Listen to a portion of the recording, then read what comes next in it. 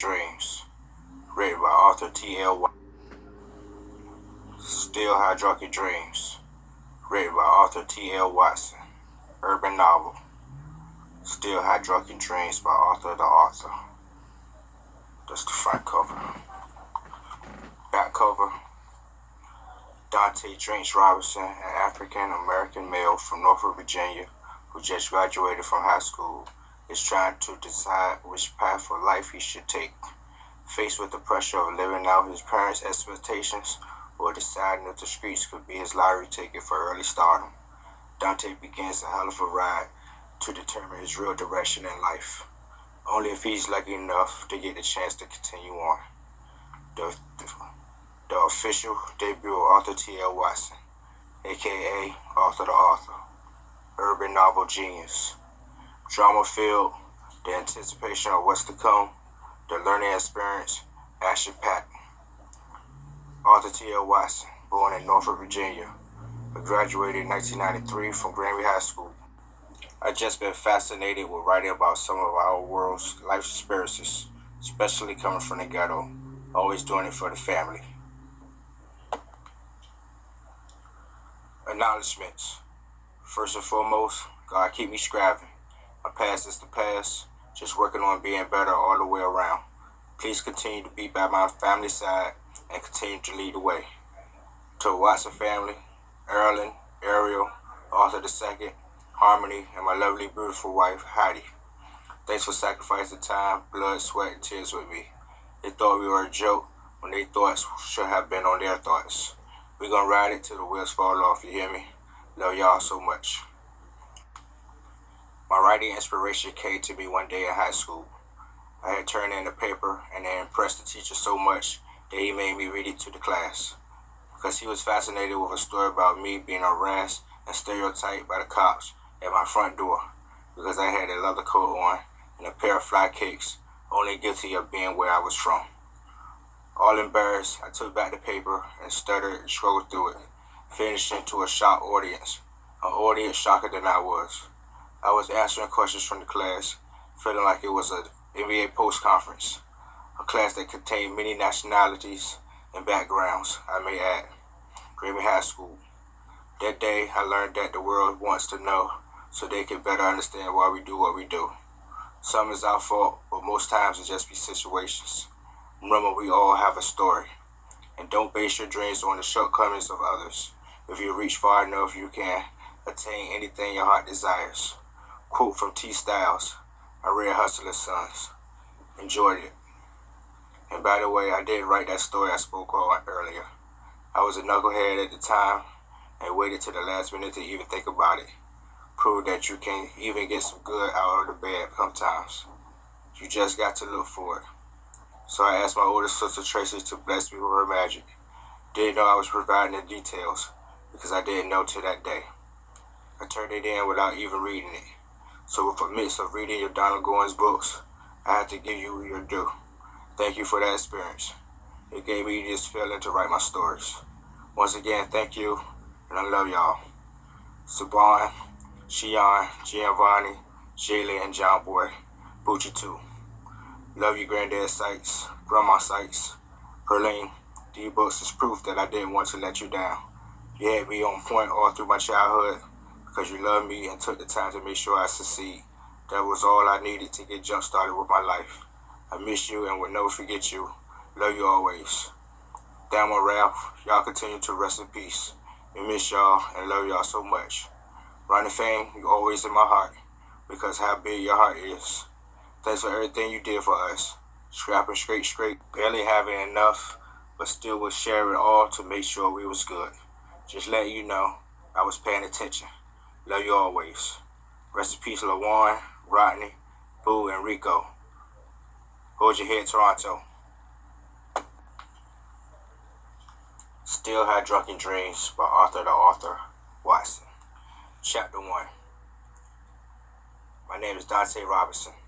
I'm an 18-year-old African-American male from the Northview section of Norfolk, Virginia. 6 months ago, I graduated from Northview High School, and my parents have been pressuring me about doing something with my life. They want me to go to college or the military. I really don't want to do neither. I've been telling them I was going to apply for some shipyard apprenticeship programs, really just to keep them off my case. I ain't really want to finish high school, so going to college after that, they must be crazy. And they really must be crazy if they think I'm going into the military. Fuck that shit. I ain't got to tell you about that. Well, all I'm gonna say is, I'm not signing up to go to Afghanistan. I'll smoke their weed, but I ain't going there to play soldier boy. My peoples do okay. They have been spoiling me since I'm the only child. My mom's a paralegal for this law firm, Shanetti, Thomas, and Salvadori. She made pretty good money. My dad is a longshoreman. He had been in that for about 20 years now, so he's raking in the dough as well. He let me work with him a few times, but with the hard labor and long hours, there is no way that I want to make a living like that. I know it got to be a boy easy way to get this paper. My dad agreed that I could make my own decisions on what to do with my life, and he'll have my back as long as I'm trying to do the right thing. Nothing illegal. But by me being lazy, plus with the friends I got, and legal life is in reach. I got 3 homeboys the same age as me. One of my friends is named Richie. He had been doing B&Es with his older brother and his friends since he was 15. My other friend, Little Frank, dropped out of school in the 10th grade. He chose selling drugs to make a living. And my other homeboy, Bull, he dropped out too. But he had to because of a car accident had claimed the life of his dad. He had to get a job and help his mother maintain the household, mainly because his 3 little sisters and 2 brothers. I ain't had to do crime or work up until now that I finished school, and my peoples want me to step up to be a man. But my life decision came on New Year's Eve, 2009. Lil Frank screwed all of us up to go party at this house out Park Place in Norfolk. We wanted to club, but we were too young to get in any of them, so this was the next best thing. We pulled up to the spot in Lil Frank's 96 Toyota Camry. The block on 28th and Debris was already off the chain at 9 at night. This was Lil Frank and Bull's neighborhood, so we were good, as the neighborhood niggas came up to dap us. Niggas was posted up, backing at the hood rats, drinking and smoking, just parlaying. Lil Frank had plucks rushing him, so he faded away to deal with them, as Bull led us in the house. I was thinking it was a simple house party till Bull corrected me, saying, nah, it's a bootleg spot. I never heard of that till now, because I found out that the bootleg was a spot in the hood where neighborhood people come to buy liquor and beer, as well as food, and to just lounge listening to music over conversation. This one, where we was at tonight, also had people playing cards, tonk, or spades, getting their gambling on. And since it was New Year's Eve, the place was packed. I knew whoever was running the spot was making a killing. But anyway, Richie and I got us some drinks and rolled up some piff, while Bull got on the tonk table. Lil Frank joined us after taking care of business, and we got us some hoes to stunt in front with. Aston Martin music by Rick Ross was playing. I was starting to catch a buzz as the music gave me a good feeling. I was soaking all of this in. I found out it was a broad named Tammy running the house, and I was just chilling, watching her move, checking how she was running things. Tammy and her girlfriend had chicken deep fried with french fries, and you could also order fish. Tammy took all the food and drink orders, and she dealt with the money, giving it to her boyfriend to hold, who was at the top tables, collecting for the house. I was amazed. Seeing the place run like a club, it gave me the idea to start my own spot. But I brushed it out my mind to continue partying. Plus this broad named Kiki I had wanted to holler at just came in with her clique, attracted my attention. So I'll separate business and pleasure tonight, but tomorrow I had to blueprint my plan. Chapter 2. Man, my people cut me off. I gotta get some paper somehow.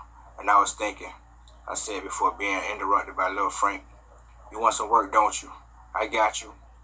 Chill, nigga, I don't want to jump head first in the dope game. Not right now, but maybe down the line. But I was thinking by seeing that broad Tammy doing her thing with the bootleg, it gave me an idea to run my own shit. Nigga, that shit look easy, but that shit is some work. Cause you gonna have to toughen up. I ain't saying you a bitch, but them bootleg spots attract hood niggas, street niggas. If you gonna run a spot to make some money, you got to be ready for that, Lil Frank suggested as he continued to bag up his crack. Let me give you a piece.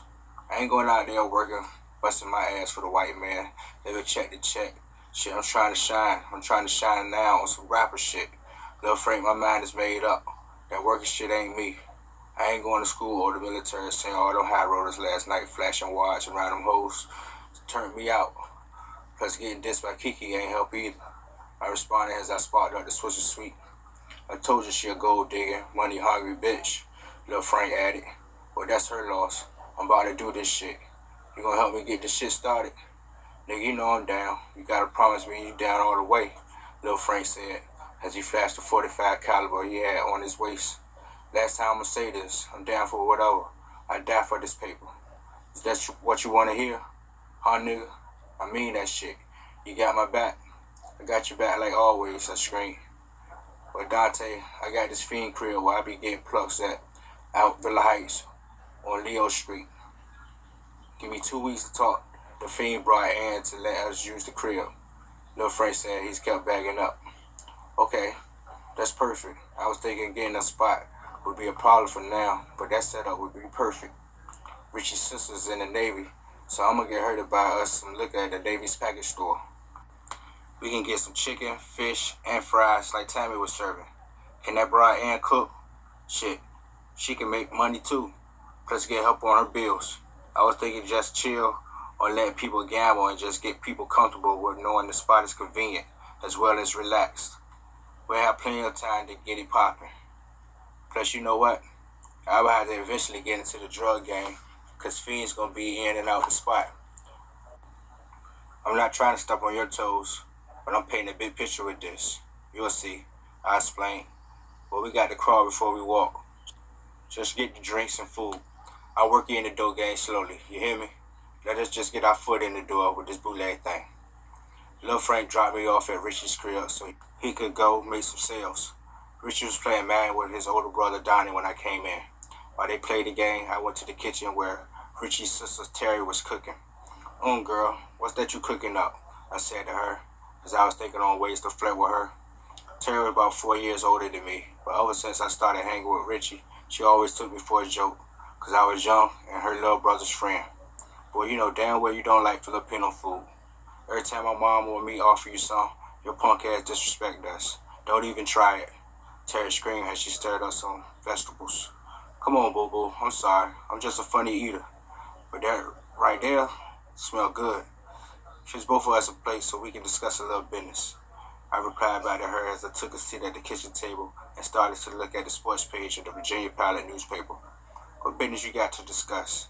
Well, you ain't got no business going on. You adding up your allowances in advance now? I ain't loaning you no money, boy. Terry teased as she got some plates out the cupboard. Alright, Terry, you real funny. My ass on the come up. You'll see. You may finally get on my team. Boy, please. You gonna make me tell my boyfriend you trying to steal this girl. Girl, pretty soon you gonna be telling him you leaving him for me. Girl, we gonna have some pretty ass kids. Black and Filipino mix, huh? Boy, you funny. What this business you talking about? Terry said as she put down the plates of beef catarita. Terry, Lil Frank and me is having a little party, and we want to pay you a little something to hit the package store for us. I declared before shoveling a fork full of the dish in my mouth. Y'all couldn't find nobody else? Why me? She said before also taking a bite. Come on, girl. You know it's cheaper, and they don't charge no tax. Like you said, we some broke niggas. What y'all trying to get? I was just trying to let her know in advance, because at this point in time, I ain't know what to get, because I thought of what to say real quick. I got to get with Lil Frank and get back to you. Let me collect the dough and hook up with you in a couple of days. Boy, just let me know when y'all ready. Just have Richie let me know. What y'all having a party for anyway? She asked before taking a sip of her gray soda. Now I wanted to tell her we were trying to sell liquor. I thought on the fly. One of our homeboys is coming home from jail, and we wanted to welcome him back home with some drinks and some girls. You know how tough it be doing time. We just wanted to lift his spirits back up. But let me know. I got you. And tell your jailbird friends stop going to jail. And y'all keep y'all asses out of trouble, especially hanging with my brother. Girl, he ain't gonna get in no trouble with me. Y'all should have a family talk about that with their criminal ass. Yeah, I know, but anyway, y'all be safe. Has to be Katarina, she replied, staring directly in my eyes to read my facial expression. Showing her the empty plate, I said, as you can see, it was delicious. Girl, get used to cooking for your future hubby, you hear me? Cause I got plans for you. I hear you talking. Want some more? Nah, I'm good. I'm gonna get back in there with your brothers. I really enjoyed the meal. Next meal on me. Just let me know when you're ready to date. I continued to flirt as I got up and put my petition in sync. I'll keep that in mind. Dante, let me know and I'll go for y'all, she replied as I started walking out the kitchen. Give me a couple of days and we'll get at you, I screamed back as I left the room and joined the guys in the den. Chapter 3. Everything was set up. Lil' friend got Ann to let us use the crib. He told me he gave her a 16 for hard and promised her about $50 after the night was over. We had Terry get a gallon of Seager's gin, a fifth of Hennessy, a fifth of Parmesan, and a fifth of Smirnoff vodka. Lil' Frank had a plug named True Player who runs out of 7-Elevens for 12 packs of Heineken. So True Player worked his magic and got us 6 12 packs of Heineken. Since Lil' Frank hustled, he had all kinds of people who did things for him. So it wasn't no problem finding a crackhead bride who didn't mind exchanging her food stamp card for some drugs. We hit Food Lion and got us a bunch of chicken wings, fish fillets, and french fries. Lil' Frank and I agreed to not have Miss Ann cook because she smoked rock and wasn't all that appealing to have cooking and serving food. So since we ain't had nobody else, I decided to cook and bartend. Lil' Frank played security and watched out for knuckleheads and the cops. Lil' Frank spread the word to some of his customers, plus we told people at the barber shop, the gym, and whoever we knew who we thought would come through. The weekend was here, and we were set up and ready by 8. Richie and Bull came through to show some support. They bought the first drinks and wings and fries. Give It To Me by Jay-Z was playing. The music in the background set the mood as we were chilling. Some of Lil' Frank's customers was coming through buying beers to go with their drug purchases. We weren't worried that it was slow since it was still early. Most of the hood niggas probably was hitting the club, and since bootlegs normally stay open real late to the morning, we had all night to wait for customers to come through. The good thing about bootlegs is that people can't get liquor from the ABC store after 9 at night in Virginia, and beer from the stores after midnight here too. That goes for everybody who fiend for a drink after hours. A lot of drug dealers who come through after they finish grinding for the night, since they be looking for a good time and some hoes while getting their head bad without hitting the club. The people who go to the club like the bootleg spots because they may not be ready to stop partying. They may not be finished drinking, may want something to eat, or want to use a spot as a place to bring females they met at the club to butter them up some more. Or if they struck out at the club, they may hope to find some hood rats to get with at the spot. Regardless, no matter the reason they come, I'm just hoping they come. I want this paper. But this one spot was going to start something special for all our crew. It won't jumping like Tammy's spot on New Year's Eve, but we had our share of patrons come through. Most of all, people going to start to spread the word that we're open. So we were happy with the little dough we made because we knew weekends in the future would be prosperous. Tonight's take was about $180. For the first night, that was fine. It beat a blank. When everybody was gone, Lil Frank and me sat at the kitchen table smoking and drinking and discussing the matter. Man, Lil Frank, I got big plans in store for this bootleg thing, but it's going to take some time until we can stack more money, I said as I re-sparked the L that went out. Dante, what you got planned? Nigga, you might want to get in this coke game before you invest all you're doing this liquor house shit. A drunk Lil Frank spoke as he sipped his Henny straight. I told you before, I may get involved, but I may involve it with the bootleg spot. Man, we can run this shit like a club, well, a private club. What we need is a bigger spot. Shit, man, we gonna need our own spot. We can use Ann for the moment to get our dough up to find another spot. This ain't big enough to do what I got planned. Man, we can set the kitchen up as the bar and food prep like usual. The living room be set up as the lounge. People can talk, drink, and smoke, but they can only smoke their cigars and cigarettes. We can have a bedroom set up as a smoke room. They can smoke their weed only in this room. Another room would be the card room. They can play tonk, poker, and spades in there. We can have someone we can trust to be in there collecting for the house. The same for another room to shoot dice, craps, and CeeLo. We could put our guys in the card and dice room, set them up with a little front money, and let them gamble for us. and to enter the gamma rooms it will cost an entry fee. I explained as I noticed Lil Frank nodding off as if I was boring him. Nigga, go lay on the couch. I'll holler at you when you wake up. I screamed at him as I helped him up to get him up over to the couch, where he plopped down, passing back out from being drunk. I continued to think about my plan as I thought about adding a section onto the list. I may need one more section on because I plan on getting some bad hoes to come join the team to sell themselves to some of the dope boys who come to the spot. We can get this money from drinks, food, gambling, and sex. Not even speaking of the smoke room. We can have weed, coke, and e-pills to add to our many ways to get this dough. Ann's house is only a 3-bedroom, and we ain't allowed to use the bedrooms. So we definitely going to need us a bigger and better spot. To get that bigger and better spot, we're going to have to come up with some dough. May have to hit my peoples up and just see what Lil Frank can add, and see if Bull and Richie want to get involved. Still high drunken dreams.